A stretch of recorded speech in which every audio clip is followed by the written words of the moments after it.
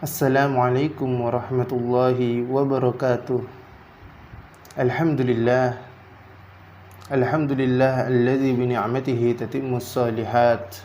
Wassalatu wassalamu ala sayyidina Muhammad sayyidis sadat wa ala alihi wa sahbihi wa man tabi'al huda ila yaumil ma'ad.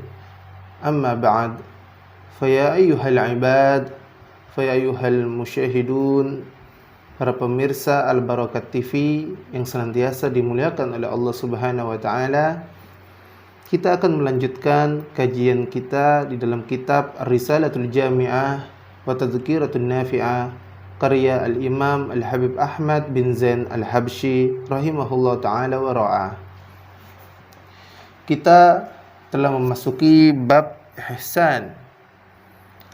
Dan kita kemarin atau beberapa waktu yang lalu telah membahas tentang apa saja maksiat-maksiat hati, kemudian bagaimana cara mengobatinya, serta apa saja ketaatan-ketaatan hati. Dan saat ini kita masuk ke bagian maksiat anggota badan. Nah, qala musannif rahimahullahu ta'ala, berkata pengarang kitab Risalatul Jami'ah ini dalam kitabnya, Ma'asil jawarih, maksiat-maksiat al-jawarih, anggota badan. Sebagaimana kita tahu bahwasanya hati adalah raja di dalam anggota tubuh kita, sedangkan panca indera ini adalah para menteri-menterinya dan para tentaranya, sedangkan anggota badan ini adalah rakyatnya. Nah, dan ada pengkhianat di dalam diri kita yang disebut dengan hawa, yang disebut dengan nafsu ataupun syahwat, yang mana itu dihembuskan oleh syaitan yang selalu menggoda kita. Nah,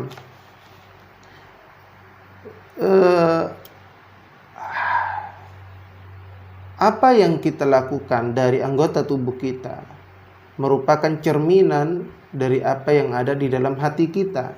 Jika perbuatan anggota badan kita baik, berarti hati orang tersebut insya Allah bersih. Oleh karena itu, kemarin kita telah membahas maksiat hati, cara mengobatinya, serta ketaatan hati. Dan saat ini kita akan membahas tentang maksiat-maksiat yang dilakukan oleh anggota badan kita, anggota tubuh kita, yang mana itu adalah cerminan daripada hati kita. Musannif di sini berkata, wa amma ma'asil jawarih, adapun maksiat-maksiat anggota badan sebagai berikut. Yang pertama, ma'asil batni, maksiat daripada perut. Fa ma'asil batni, adapun maksiat-maksiat perut, mislu aklir riba, seperti memakan harta riba. Memakan harta riba adalah menjual salah satu alat tukar, yaitu emas ataupun perak ataupun makanan dalam waktu yang ditangguhkan atau tanpa serah terima, atau menjual dengan sejenisnya dengan perbedaan jumlah.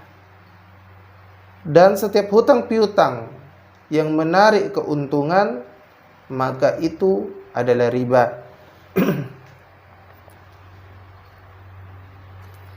Dan itu haram bagi setiap orang beriman. Walaupun di zaman modern ini ada perbedaan tentang masalah bank, ya. Masalah bank, apakah itu termasuk riba atau tidak, maka ada khilaf di kalangan ulama dan itu tidak kita bahas di kesempatan kali ini. Pastinya riba itu terkait dengan emas dan perak, tukar menukar emas dan perak serta makanan, ya, yang di situ baik itu ditangguhkan pembayarannya atau tanpa serah terima, atau menjual yang sejenisnya dengan jumlah yang berbeda. Ini adalah suatu riba.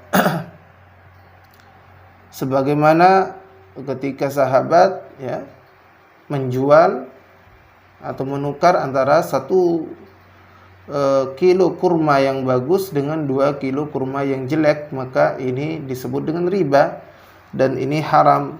Jika kita memakan harta riba, maka ini termasuk maksiat perut, karena apa yang kita makan akan menjadi darah daging kita.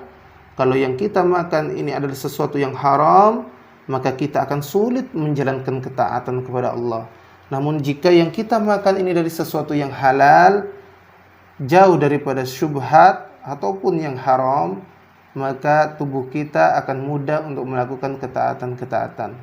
Nah, kemudian yang kedua, contoh daripada maksiat perut adalah wasyurbi kulli muskirin, yaitu meminum setiap yang memabukkan, ya, walaupun hanya sedikit, wa in qalla, walaupun itu sedikit. Wal muskir, adapun yang memabukkan itu adalah huwa ma khamar, yaitu khamar, ya, daripada minuman keras itu adalah salah satunya adalah khamar atau semua yang menutupi akal dan melenyapkan daripada kesadarannya. Ma khamaral aqli wa izalahu. Nah, jadi yang memabukkan itu artinya sesuatu yang dapat menghilangkan daripada akal maupun kesadarannya. Qala Rasulullah sallallahu alaihi wasallam, bersabda baginda Rasulullah sallallahu alaihi wasallam, kullu muskirin khamr wa kullu muskirin haram.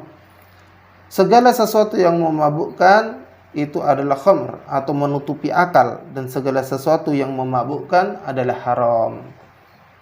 Jadi segala yang memabukkan adalah yang menutupi akal kita, menutupi kesadaran kita, dan setiap yang memabukkan adalah haram.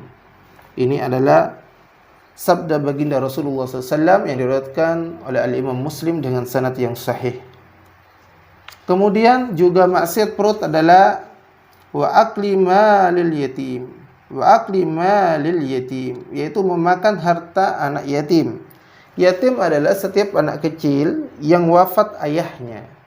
Ia tetap disebut yatim hingga ia balik. Setelah balik dia tidak disebut dengan anak yatim.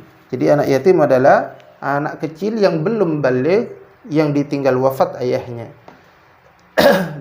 Memakan harta mereka dengan cara yang batil, maksudnya melenyapkan hartanya dengan cara dimakannya atau dengan cara yang lain, ya. Jadi misalnya kita mengasuh anak yatim atau diserahin amanah untuk mengasuh anak yatim, kemudian kita memakan harta daripada orang tua daripada anak yatim ini dengan cara yang tidak benar, kita gunakan untuk kepentingan diri kita sendiri, ini namanya memakan harta anak yatim dengan cara yang haram. Allah Subhanahu wa taala berfirman dalam Al-Qur'an, Bismillahirrahmanirrahim, Innal ladzina ya'kuluna amwalal yatama zulman innama ya'kuluna fi butunihim nara wa sayaslawna sa'ira. Sesungguhnya mereka yang memakan harta anak yatim dengan kezaliman, sesungguhnya mereka memakan api di dalam perut mereka, dan kelak mereka akan dibakar oleh api yang menyala. Jadi Allah perumpamakan orang yang memakan harta anak yatim seperti memakan api memasukkan api ke dalam perut mereka, dan kelak mereka akan dibakar di api neraka, wal iyadzu billahi min dzalik. Wa kullu ma harramallahu alaih, dan juga diharamkan dari segala yang diharamkan oleh Allah Subhanahu wa taala, minal ma'kulat wal masyrubat, dari segala bentuk makanan dan minuman yang diharamkan oleh Allah Subhanahu wa taala. Makanan yang diharamkan oleh Allah Subhanahu wa taala seperti hasil rampasan, curian, ya, mencuri, hasil dari mencuri, termasuk korupsi. Maka makanan yang didapatkan dengan hasil korupsi atau mencuri ini adalah makanan yang haram, termasuk maksiat daripada perut.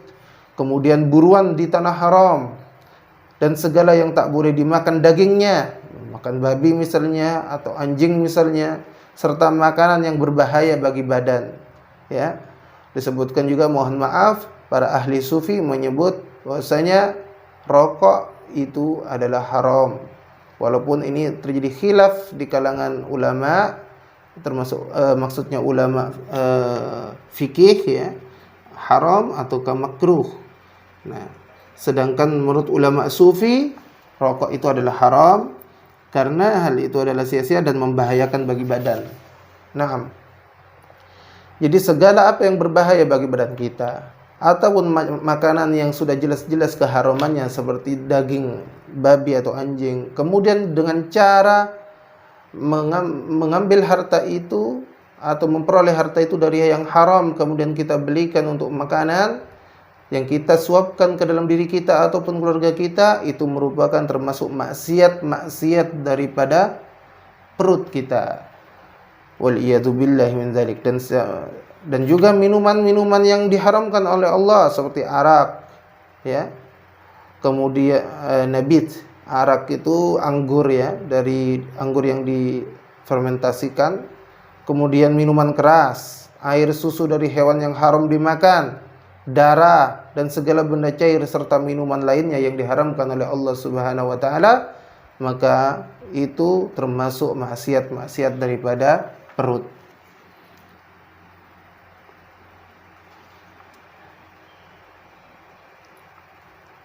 Wa qad la'anallahu wa rasuluhu akilar riba wa kullaman a'ana ala aklihi. Allah dan Rasulnya telah melaknat pemakan harta riba dan siapapun yang mendukung seseorang untuk memakannya. Ya. Begitu juga orang yang menyerahkan riba, pencatatnya dan 2 orang saksinya. Diriwayatkan oleh Sayyidina Ibnu Mas'ud radhiyallahu anhu, beliau berkata, ya, la'ana Rasulullah sallallahu alaihi wa alihi wasallam aklar riba wa muakkalahu. Jadi Rasulullah sallallahu alaihi wasallam melaknat pemakan riba dan orang yang mewakilkan atau menyerahkan harta riba itu. Kemudian wala'ana syaribal khamri wa kullaman a'ana ala syurbiha hatta al-ba'i'a laha. Rasulullah SAW, begitu juga Allah Subhanahu wa taala melaknat peminum khamr, peminum minuman keras, dan siapapun yang mendukung seseorang untuk meminumnya, begitu pula penjualnya, serta orang yang memeras untuk arak tersebut dan orang yang meminta untuk diperaskan. Dari Ibnu Abbas radhiyallahu taala anhu, dia mengatakan, aku mendengar, ya, Rasulullah sallallahu alaihi wasallam, sami'tu Rasulullah sallallahu alaihi wasallam yaqul la'natul khamra bi'ainiha. Telah dilaknat zat arak itu, ya, wa syarabiha,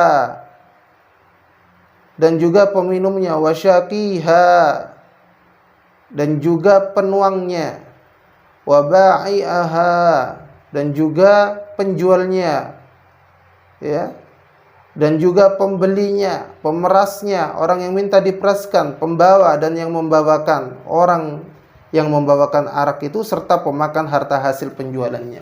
Jadi diriwayatkan daripada Sayyidina Ibnu Abbas radhiyallahu anhu bahwasanya aku mendengar Rasulullah SAW bersabda, telah dilaknat zat khamr itu, minuman keras itu, peminumnya, penuangnya, penjualnya, pembelinya, pemerasnya, orang yang minta diperasnya, pembawanya, dan yang membawakan, menolong orang membawakan arak, serta pemakan harta hasil penjualannya. Hadis ini diriwayatkan oleh Abu Dawud, Ahmad, Ibnu Majah, dan Imam Tirmizi. Jadi hendaknya kita, ya, menjauhi hal-hal yang diharamkan Allah ini, yaitu dari menjual minuman keras, termasuk orang yang menjual, ya, termasuk juga yang memerasnya, pembelinya, yang mengantarkannya, membantu mengantarkan arak itu, ya, penuangnya, maka semuanya melakukan dosa dari Allah Subhanahu wa taala, wa na'udzubillah summa na'udzubillah. Kemudian yang kedua dari maksiat anggota badan adalah ma'asil lisan, maksiat daripada lisan, maksiat mulutnya. Wa ma'asil lisan katsirah, maksiat lisan itu banyak sekali. Wa ma'asil lisan katsiratun aidan mislul al-ghibah, Seperti yang pertama adalah ghibah, menggunjing. Wa hiya dzikruka akhakal muslima bima yakrahu wa in kunta shadiqan. Jadi ghibah itu adalah engkau menceritakan kekurangan saudaramu sesama muslim, sesuatu yang dia tidak menyukainya jika itu diceritakan, walaupun apa yang kau ucapkan itu adalah benar. Itu adalah ghibah atau menggunjingnya. Jadi menggunjing adalah menceritakan keburukan orang lain atau sesuatu yang ada pada diri orang lain yang jika orang lain tersebut mendengarnya dia tidak suka walaupun itu benar. Itu namanya ghibah. Sedangkan jika kita membicarakan kejelekan orang lain yang tidak benar adanya pada orang tersebut, itu disebut dengan buhtan atau fitnah, ya, buhtan. Kalau ghibah, dia menceritakan kejelekan orang lain yang memang sebenarnya ada pada diri orang tersebut, jika diceritakan dia itu tidak menyukainya, maka itu adalah ghibah. Kemudian yang kedua dari maksiat-maksiat daripada mulut, ya, adalah wahya zikruka akhak wahya wan namimah. Nah, afwan. Jadi yang pertama tadi adalah ghibah, yang kedua adalah namimah. Namimah itu mengadu domba. La yadkhulul jannata namam, kata baginda Rasulullah SAW. Tidak akan masuk surga orang yang suka mengadu domba, ya. Jadi maksiat lisan ini banyak sekali. Yang pertama ghibah, menggunjing orang. Jadi kalau kita menggunjing orang, sama dengan kita itu memakan daging saudara kita sendiri, bangkai saudara kita sendiri, ya. Maka pasti kita akan merasa jijik. Begitupun dengan ghibah, sesungguhnya itu sesuatu yang menjijikkan, maka kita hendaknya menjauhi. Kemudian yang kedua adalah namimah, adu domba. Ini sangat besar bahayanya, karena dengan mengadu domba ini, ya, menimbulkan banyak sekali kejahatan, banyak sekali kerusakan daripada adu domba. Kita mengadu domba antara satu orang dengan orang yang lain, satu suku dengan suku yang lain, maka mengadu domba ini bisa terjadi perpecahan di antara umat, dan ini bahayanya sangat besar. Maka oleh karena itu Rasulullah bersabda, la yadkhulul jannata namam, tidak akan masuk surga orang yang suka mengadu domba. Ya, la yadkhulul jannata namam. Naam. Kemudian penyakit atau pada maksiat mulut lisan yang berikutnya adalah wal kadzib, berdusta, berbohong, ya.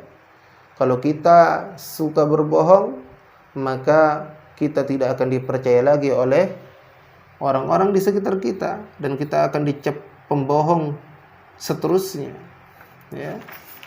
Karena dusta itu membawa kepada keburukan, dan keburukan itu akan membawa kita ke dalam api neraka, wal iyadzubillah.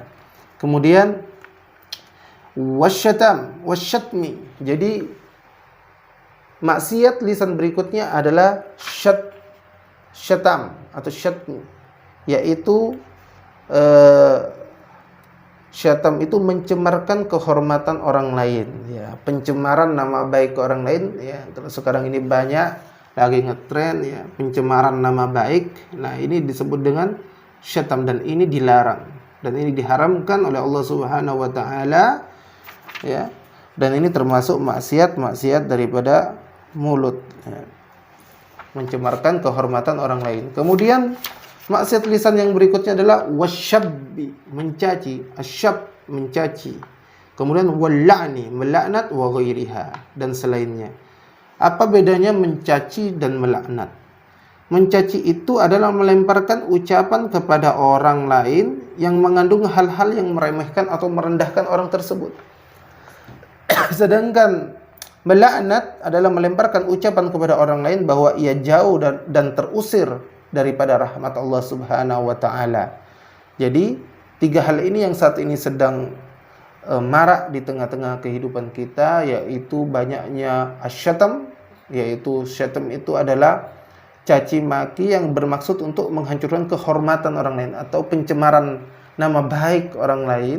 Kemudian asyab itu mencaci dengan merendahkan atau meremehkan orang lain, dan wal'an, laknat, yaitu dengan melontarkan kalimat kepada orang lain bahwa orang tersebut jauh dari rahmatnya Allah Subhanahu wa taala, wa ghairiha, dan juga maksiat-maksiat mulut lainnya seperti memberikan julukan yang tidak baik, ya, kemudian wal yaminul kadzib, ya, sumpah palsu, dan mengucapkan hal-hal tercela yang lainnya. Maka hendaknya kita menjauhinya. Kemudian kita lanjut yang ketiga, ma'azil ain, maksiat daripada mata. Wa ma'azil ain, adapun maksiat mata, mislun nadhari ilan nisa'il ajnabiyyati. Jadi yang pertama adalah maksiat daripada mata adalah melihat, memandang wanita yang bukan mahramnya. Jika wanita memandang laki-laki yang bukan mahramnya, yang ajnabiyya, yang bukan mahramnya, jika disertai dengan tujuan, jika memandang secara tidak sengaja dan setelah itu menutup matanya atau memalingkan pandangannya, maka dia tidak berdosa. Kalau nggak sengaja nih, kita melihat orang di depan kita yang bukan mahramnya, kita palingkan pandangan kita atau kita pejamkan, maka itu tidak berdosa. Namun jika dengan tujuan, ya, kita memang sengaja melihat wanita yang bukan mahram kita, maka ini termasuk daripada yang diharamkan oleh Allah Subhanahu wa taala. Kemudian maksiat mata berikutnya adalah wa nadharil aurat, yaitu melihat aurat, ya. Melihat aurat, memandang aurat, walaupun aurat orang yang sejenis, ya, bukan lawan jenis. Nabi SAW bersabda, siapa yang mengintai aurat saudaranya, maka Allah akan mengintai auratnya, kekurangannya di dunia dan di akhirat. Jadi jangan melihat aurat orang lain, walaupun itu yang sejenis. Maksudnya aurat apa yang diharamkan kita untuk melihatnya. Kalau laki-laki antara pusar, ya, sampai lututnya. Kalau perempuan adalah seluruh anggota badannya. Nah, kemudian maksiat mata yang berikutnya adalah wan nadharu bil istihqar, memandang orang lain dengan pandangan yang meremehkan, merendahkan, menghina dan mengolok-olok. Nabi SAW bersabda, cukuplah, ya, bihasbi mri'in minasyarr, cukuplah seseorang itu suatu kejelekan baginya dengan merendahkan saudaranya sesama muslim. Setiap muslim diharamkan bagi muslim yang lainnya darahnya, hartanya, dan kehormatannya. Hadis ini diriwayatkan oleh Al-Imam Muslim dengan sanad yang sahih. Jadi haram bagi kita untuk mengganggu atau merendahkan saudara muslim kita yang lainnya. Haram baik itu darahnya, baik itu hartanya maupun kehormatannya. Maka haram bagi kita untuk meremehkan sesama muslim, apalagi dengan memandangnya dengan pandangan yang remeh atau merendahkan. Ini termasuk daripada maksiat mata. Wan nadhari bil istighari ilal muslim, jadi memandang dengan remeh kepada sesama muslim. Kemudian maksiat mata berikutnya wan nadhari fi baitil ghairi bi ghairi idnih. Nah, memandang ke dalam rumah orang lain tanpa seizin pemilik rumah tersebut. Ya. Para ulama membolehkan seseorang untuk memandang ke rumah itu tanpa izin jika ia tahu, jika ia yakin bahwa di dalam rumah itu tidak ada orang yang bukan haramnya atau istri daripada orang lain. Yang jika dia yakin di dalam rumah itu tidak ada orang yang bukan mahramnya atau tidak ada istri orang lain. Kalau kita misalnya laki-laki akan datang ke sebuah rumah, kemudian kita ingin memandang ke dalam rumah orang lain, maka boleh, kata ulama, jika kita yakin dalam rumah itu, ya, tidak ada perempuan yang bukan mahram kita. Namun jika ada perempuan di dalam rumah tersebut yang bukan mahram kita, ataupun kita tidak meyakini secara yakin di dalam rumah itu apakah ada orang yang bukan mahram ataukah tidak ada, maka haram bagi kita untuk memandang ke dalam rumah orang lain tersebut. Apalagi sampai mengintip. Oh, ini sangat diharamkan oleh Allah Subhanahu wa taala dan dosanya sangat besar. Jadi hendaknya kalau mau masuk ke dalam rumah orang dengan adab-adab yang benar, dengan atas seizin orang tersebut. Jangankan masuk, melihat ke dalam rumah orang tersebut harus dengan seizin orang yang memiliki rumah tersebut.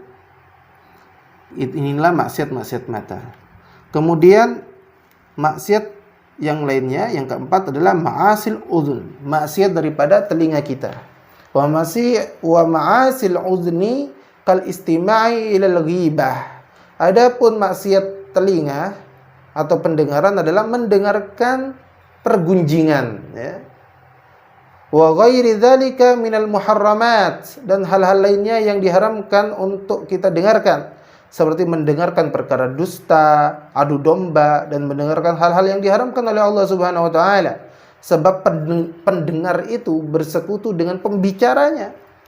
Pendengar itu bersekutu dengan pengucap, seperti halnya orang yang memerintahkan kepada kejelekan walaupun dengan setengah kata, maka ia bersekutu di dalam dosa dengan si pelaku. Jika ada orang yang memerintahkan kejelekan, maka yang mendengarkan itu bersekutu dengan orang yang mengucapkannya, ya. Karena apa? Orang itu tidak akan berbicara jika tidak ada yang mendengarkan. Ya, kalau orang itu berbicara pasti ada yang pendengarnya. Maka si pendengar ini adalah sekutu bagi pengucapnya.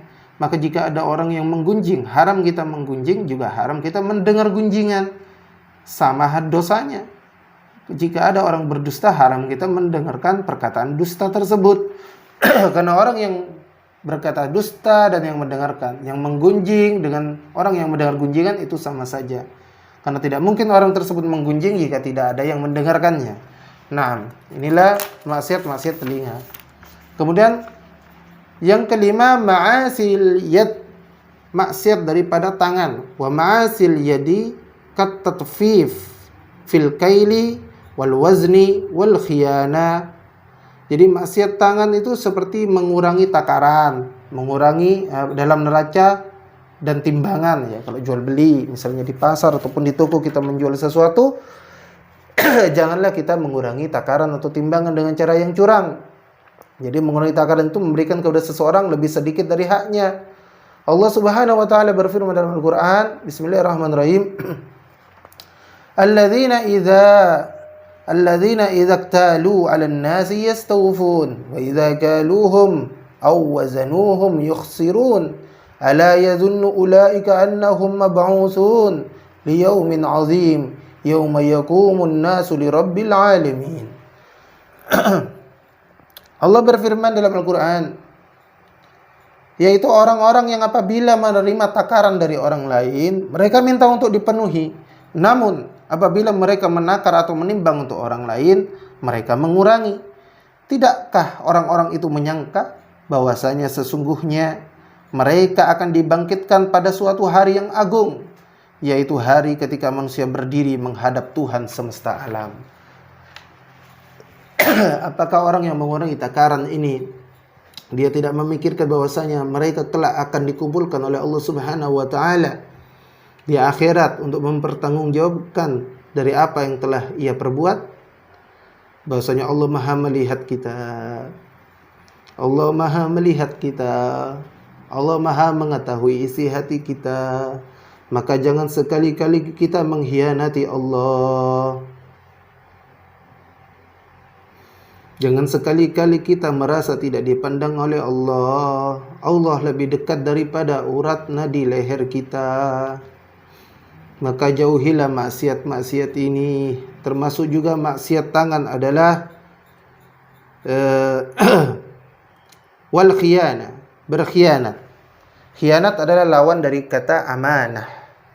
Allah Subhanahu wa taala berfirman, "Ya ayyuhalladzina amanu la takhunullaha war rasula wa takhunu amanatikum wa antum ta'lamun."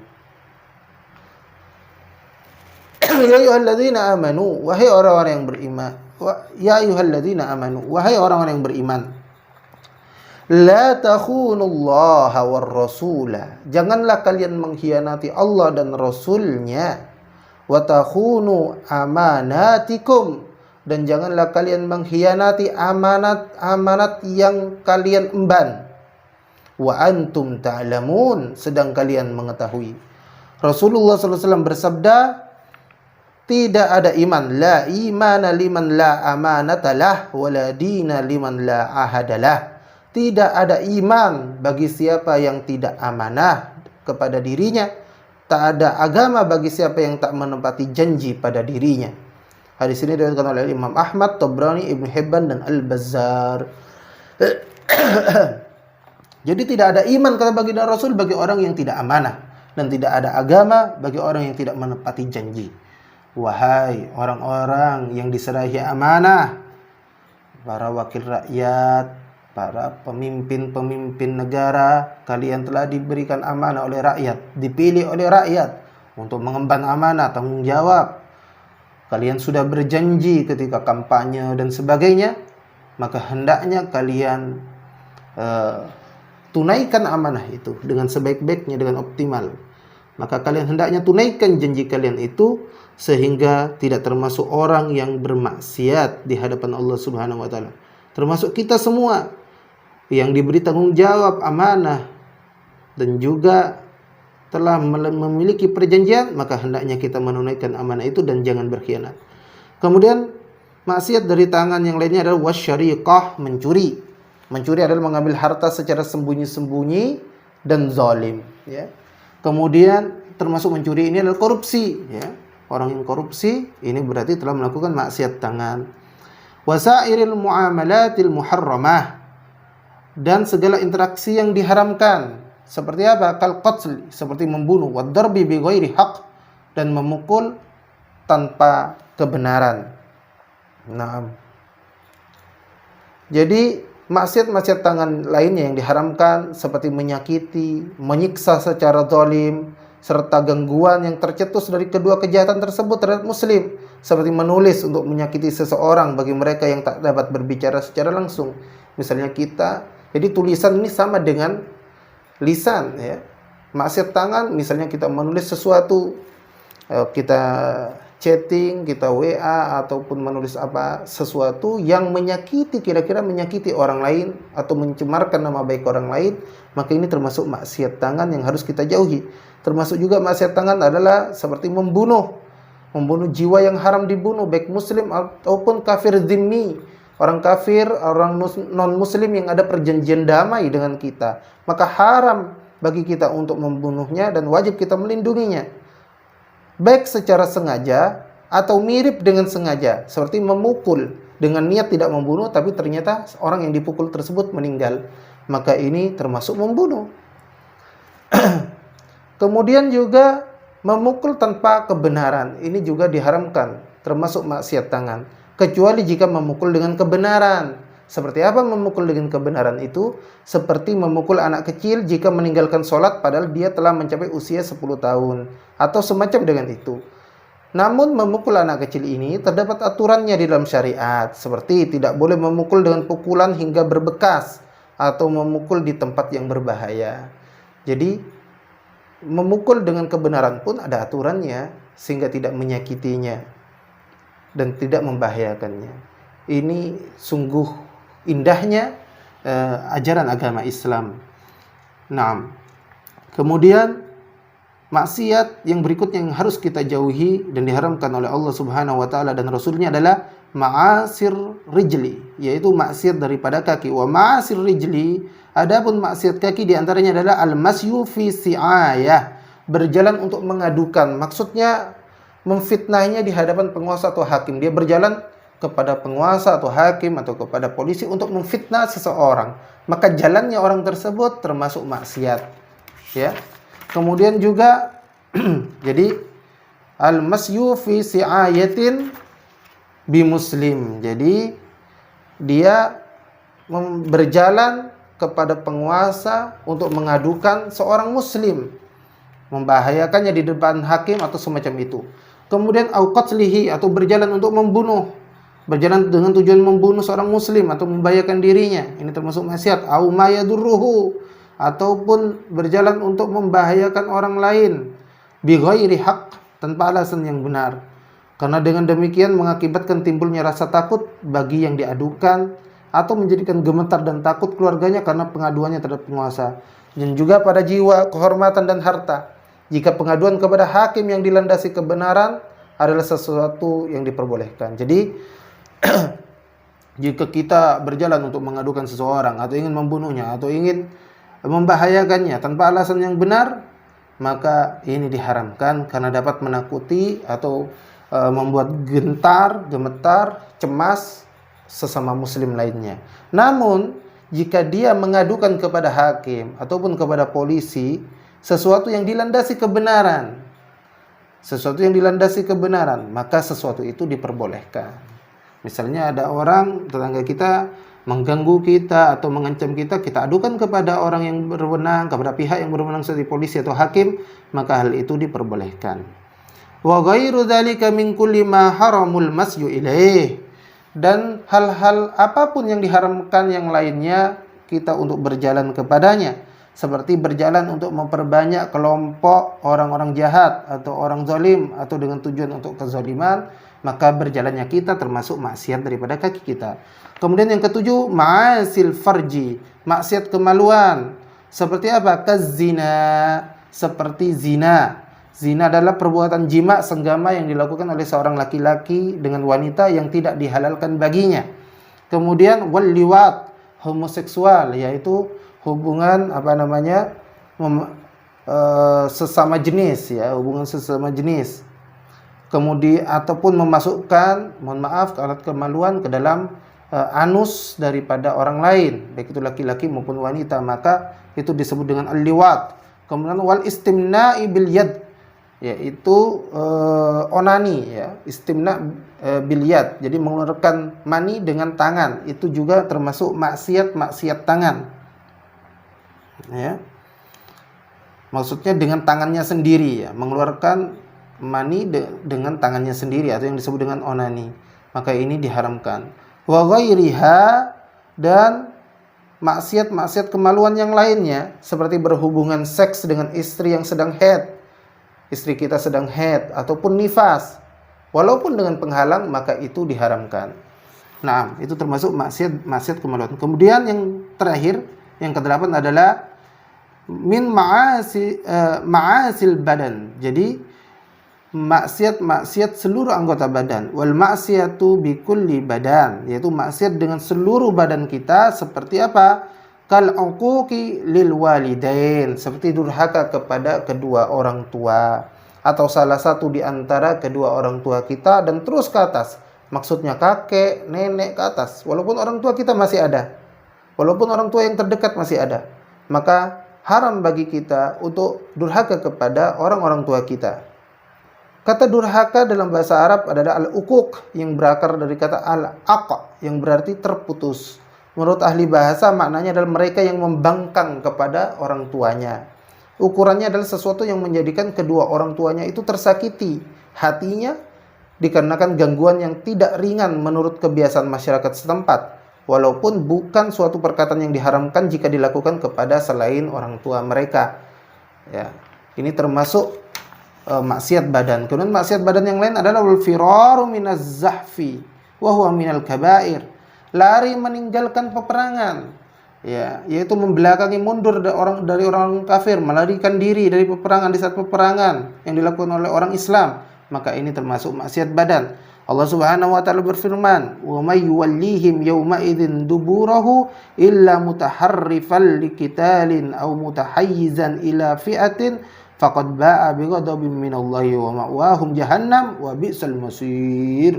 Allah berfirman, barang siapa membelakangi mereka, mundur di waktu peperangan itu, kecuali berbelok untuk siasat perang atau hendak menggabungkan diri dengan pasukan yang lain, maka sesungguhnya orang itu kembali dengan membawa kemurkaan dari Allah, dan tempat mereka adalah neraka jahanam, dan amat buruklah tempat kembali mereka.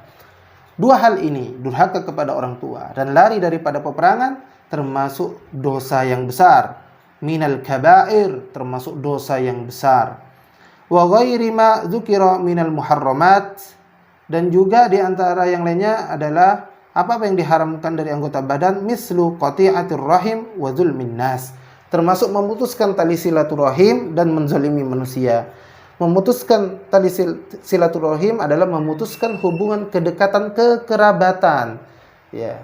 Jadi kita memutuskan hubungan dengan kerabat kita tanpa alasan yang dapat diterima oleh syariat. Allah Subhanahu wa taala berfirman dalam Al-Qur'an, "Wattaqullaha alladzi tasaaluna bihi wal arham."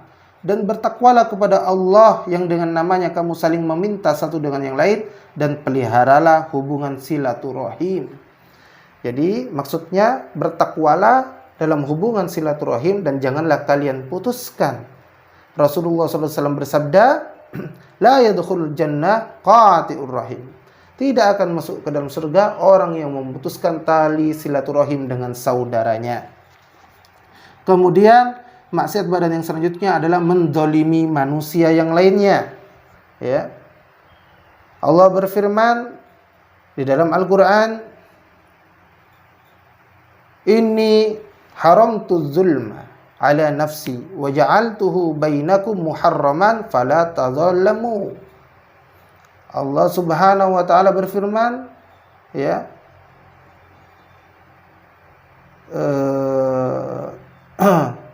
di dalam hadis qudsi, "Wahai hambaku, aku mengharamkan kezaliman bagi diriku, maka aku jadikan di antara kalian sebagai sesuatu yang haram, maka hendaklah kalian jangan saling menzalimi." Hadis ini diriwayatkan oleh Imam Muslim dengan sanad yang sahih. Allah juga berfirman di dalam Al-Qur'an, "Wa saya'lamul ladzina zalamu ayya munqalabin yanqalibun." Allah berfirman, kelak orang-orang yang zalim akan mengetahui ke tempat mana mereka akan kembali. Ya. Jadi kita diharamkan untuk menzalimi manusia. Apa itu menzalimi manusia? Meletakkan sesuatu tidak sesuai dengan tempatnya dan ini merugikan manusia yang lainnya. Maka ini diharamkan oleh Allah Subhanahu wa taala. Sehingga tadi Allah berfirman dalam Al-Qur'an maupun di hadis sahih. Di hadis qudsi. Allah berfirman dalam Al-Qur'an tadi, "Wa saya'lamul ladzina zalamu ayya munqalabin yanqalibun." Kelak orang-orang yang zalim akan mengetahui ke mana mereka akan kembali. Maksudnya ke neraka pastinya. Maka janganlah berbuat zalim. Sehingga Allah juga berfirman dalam hadis qudsi, "Ya ibadi, inni haramtu zulma." Wahai hambaku, aku mengharamkan kezaliman ala nafsi, untuk diriku sendiri. Jadi Allah tidak menzalimi dirinya. Allah tidak pernah zalim kepada hamba-hambanya. "Waja'altuhu bainakum muharraman." Maka aku jadikan di antara kalian manusia kezaliman itu haram bagi kalian semua. "Fala tadhallamu." Maka janganlah kalian itu saling menzalimi. Naam. Maka semoga kita dijauhkan dari maksiat-maksiat ini, maksiat-maksiat anggota badan dan seluruh anggota badan yang lainnya. Wallahul muwaffiq wal mu'in lima yuhibbu wa yarda. Wa sallallahu ala sayyidina Muhammadin wa ala alihi wa sahbihi wasallam. Semoga Allah memberikan kita taufik dan pertolongannya menuju kepada hal-hal yang mendatangkan ridhonya. Salawat dan salam Allah kepada junjungan kami baginda Nabi Muhammad sallallahu alaihi wasallam, keluarganya dan para sahabatnya. Maka dari sini kita sudah menyelesaikan bab tentang bab ihsan. Kita sudah mengetahui maksiat-maksiat hati, ketatan hati dan maksiat anggota badan yang wajib kita amalkan, mana yang wajib kita jauhi. Semoga kita diberikan taufik oleh Allah untuk bisa mengamalkannya, sehingga kita termasuk orang-orang yang beruntung di dunia terlebih lagi di akhirat. Dan insya Allah kita akan lanjutkan pembahasan Risalatul Jami'ah pada sesi yang terakhir nanti tentang permasalahan kunut atau bacaan doa kunut. Dan insya Allah setelah itu kita telah menghatamkan kitab Risalatul Jami'ah. Semoga apa yang kita pelajari ini bermanfaat. Yang sedikit ini semoga bisa dimengerti dengan baik. Kami mohon maaf jika kami banyak sekali kekurangan di dalam menyampaikan. Namun semoga dari segala kekurangan ini dapat tersampaikan dengan baik dan dapat dimengerti. Serta semoga Allah memberikan taufik kepada kita untuk bisa mengamalkannya. Ilal liqa. Subhanakallahumma wa bihamdika asyhadu an la ilaha illa anta astaghfiruka wa atubu ilaik. Wassalamualaikum warahmatullahi wabarakatuh.